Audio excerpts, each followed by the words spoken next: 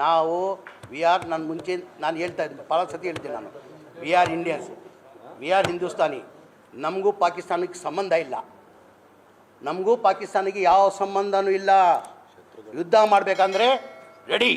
ಅದಕ್ಕೆ ನನಗೆ as A ಮಂತ್ರಿಯಾಗಿ ನಾನು ಕಳಿಸ್ತಾರಂದ್ರೆ ಹೇಳಿ ನಾನು ಹೋಗಲು ಸಿದ್ಧ. ನಾನೇ ಹೋಗ್ತೀನಿ ಅಲ್ಲಿ ಯುದ್ಧ ಮಾಡಬೇಕು ದೇಶಕ್ಕೋಸ್ಕರ.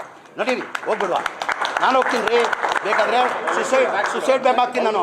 ಓಪನ್ ನಾನು ಹೇಳ್ತಲ್ಲ, ಕೇಳಿಲಿ, ನಾನು ತಮಾಷೆಗೆ ನಾನು ಜೋಶಲ್ಲಿ ಹೇಳ್ತಾ ಇಲ್ಲ.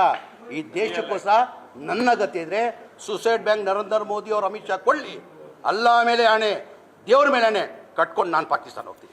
ಈಗ ಶಿವಾನಂದ ಪಾಟೀಲ್ ಅವರು ರಾಜೀನಾಮೆ ಕೊಟ್ಟಿರೋದು ಹಿನ್ನೆಲೆಯಲ್ಲಿ ಬಿಜಾಪುರ ಅವರು, ಒಂದೇ ನಿಮಿಷ ಅಣ್ಣ, ಅವರು ಬಿಜಾಪುರ ಜಿಲ್ಲೆಯವರು. ಪದೇ ಪದೇ ಯತ್ನಾಳ್ ಅವರು ಎಲ್ಲರಿಗೂ, ಬರೇ ಶಿವಾನಂದ ಪಾಟೀಲ್ ಮಾತ್ರ ಅಲ್ಲ, ಎಲ್ಲರಿಗೂ ಕೆಣಕ್ತಾ ಇರ್ತಾರೆ. ದಮ್ಮಿದ್ರೆ ತಾಕತ್ತಿದ್ರೆ, ದಮ್ಮಿದ್ರೆ ತಾಕತ್ತಿದ್ರೆ. ಹೌದು ತಾನೆ?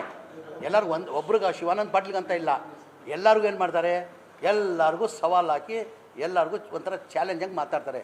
ದಮ್ಮಿದ್ರೆ ತಾಕತ್ತಿದ್ರೆ ರಾಜೀನಾಮೆ ಕೊಡಿ ಬನ್ನಿ ಅಂತ. ಇವತ್ತು ಶಿವಾನಂದ ಪಾಟೀಲ್ಗೆ ದಮ್ಮಿದೆ ಅಂತ ಹೇಳ್ಬಿಟ್ಟು ಅವ್ರು ಇವತ್ತು ರಾಜೀನಾಮೆ ಆಗಿದ್ದಾರೆ, ಕಂಡೀಷ್ನಲ್ಲಿ ರಾಜೀನಾಮೆ. ಏನಂತ ಅವ್ರ ಸವಾಲನ್ನು ಅವ್ರು ನಿನ್ನ ತಂದೆ ಹುಟ್ಟಿದ್ರೆ ಅಂತ ಅವ್ರಿಗೇನೋ ಸವಾಲು ಹಾಕಿದ್ರಂತೆ. ನೀನೇನಾರ ಶಿವಾನಂದ ಪಾಟೀಲ್ ನಿನ್ನ ತಂದೆಗೇನೋ ಹುಟ್ಟಿದ್ರೆ ನೀನು ರಾಜೀನಾಮೆ ಕೊಟ್ಟು ನನ್ನ ಮೇಲೆ ಬಾ ಅಂತ ಏನೋ, ನನ್ನ ಮೇಲೆ ನಿಲ್ಲು ಅಂತ ರಾಜೀನಾಮೆ ಕೊಟ್ಟಿದ್ರಂತೆ. ಆ ಕಾರಣಕ್ಕೆ ಏನು ಮಾಡಿದ್ದಾರೆ, ಅವರು ರಾಜೀನಾಮೆ ಕೊಟ್ಟಿದ್ದಾರೆ, ರಾಜೀನಾಮೆ ಕೊಟ್ಟು ಕಂಡೀಷ್ನಲ್ ಹಾಕಿದ್ದಾರೆ. ಈಗ ಅವರು ರಾಜೀನಾಮೆ ಕೊಡಲಿ, ನಾನು ಅವ್ರ ಮೇಲೆ ಚುನಾವಣೆ ನಿಲ್ಲಕ್ಕೆ ನಾನು ಸಿದ್ಧ ಅಂತ. ಈಗ ಅವ್ರ ನಾನು ನಮ್ಮ ಅಪ್ಪನಿಗೆ ಹುಟ್ಟಿದ್ದೀನಿ ಅಂತ ಅವ್ರು ಸಾಬೀತುಪಡಿಸಿದ್ದಾರೆ. ಈಗ ಅವ್ರ ಅಪ್ಪನಿಗೆ ಹುಟ್ಟಿದ ಅವ್ರು ಸಾಬೀತುಪಡ್ಬೇಕು ತಾನೆ. ಯತ್ನಾಳ್ ಅವ್ರು ಎಲ್ಲರಿಗೂ ಯಾರು ನೋಡಿದ್ರು ಮತ್ತೆ ಈಗ ಇದೆಯಲ್ಲ ದಮ್ಮು ತಾಕತ್ತು ತೋರಿಸ್ಲಿ. ಈಗ ಎಲ್ಲ ಟುಸ್ಪಟಾಗಿ ಆಗಿಬಿಟ್ಟಿದೆ ಅಂತ ಬೆಳಗಿಂದ ಎಲ್ಲೂ ಮಾಧ್ಯಮದಗೂ ಸಿಗ್ತಾಯಿಲ್ಲ ಅಂತೆ.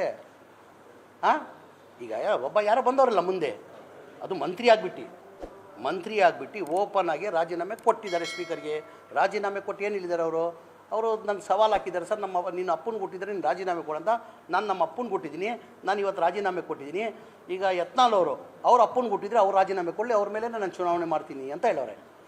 ಹೋಗಿ ರಾಜೀನಾಮೆ ಕೊಡಲಿ, ಗೊತ್ತಾಗ್ತದೆ. ಬೆಂಗಳೂರು ಇನ್ಸಿಡೆಂಟ್ ಈಗ ಬಿ ಜೆ ಪಿಯವರು ಎಲ್ಲದಲ್ಲೂ ರಾಜಕೀಯ ಮಾಡಿದ್ರೆ ನನಗೆಲ್ಲೋ ಒಂದು ಕಡೆ, ನಾನು ಯಾವತ್ತೂ ಮಾತಾಡಲ್ಲ, ತಮಗೆಲ್ಲ ಗೊತ್ತಿದ್ದಂಗೆ.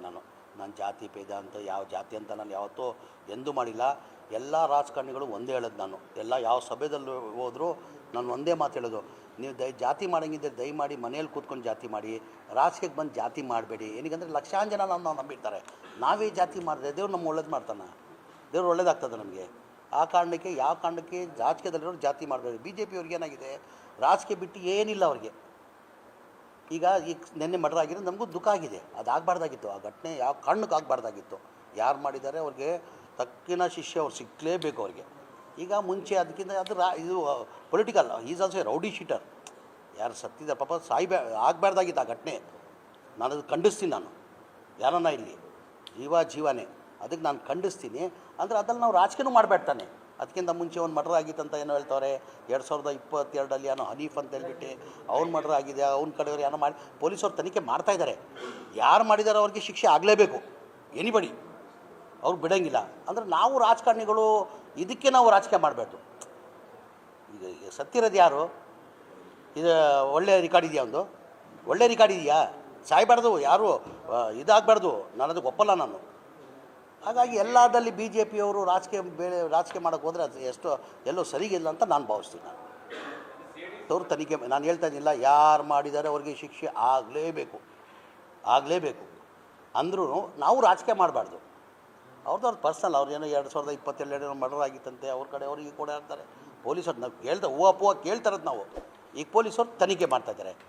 ಯಾರ್ದಾನ ಇರಲಿ, ಜೀವನೇ, ಹಿಂದೂ ಜೀವ ಇರಲಿ, ಮುಸಲ್ಮಾನ್ ಜೀವ ಇರಲಿ, ಎನಿಬಡಿ ಈ ಥರ ಮಾಡಬಾರ್ದು. ಇದಕ್ಕೆ ನಾವು ಒಪ್ಪಲ್ಲ. ಈಗ ಬಿ ಜೆ ಪಿ ಗೌರ್ಮೆಂಟ್ ಇರುವಾಗ ನಾನು ಪಟ್ಟಿನ ಲಿಸ್ಟೇ ಕೊಡ್ತೀನಿ. ನಾನು ಬಿ ಜೆ ಪಿ ಸರ್ಕಾರ ಇರುವಾಗ 4 ವರ್ಷದಲ್ಲಿ ಎಲ್ಲೆಲ್ಲಿ ಯಾವ ಥರ ಎಷ್ಟು ಕೊಲೆಗಳು ಆಗಿದೆ, ಎಷ್ಟು ಮರ್ಡರ್ಗಳು ಆಗಿದೆ, ಆ ಪಟ್ಟಿನೇ ಕೊಡ್ತೀನಿ. ಉದ್ದ ಪಟ್ಟಿ ಇದೆ, ಅದು ಉದ್ದ ಪಟ್ಟಿ ಇದೆ.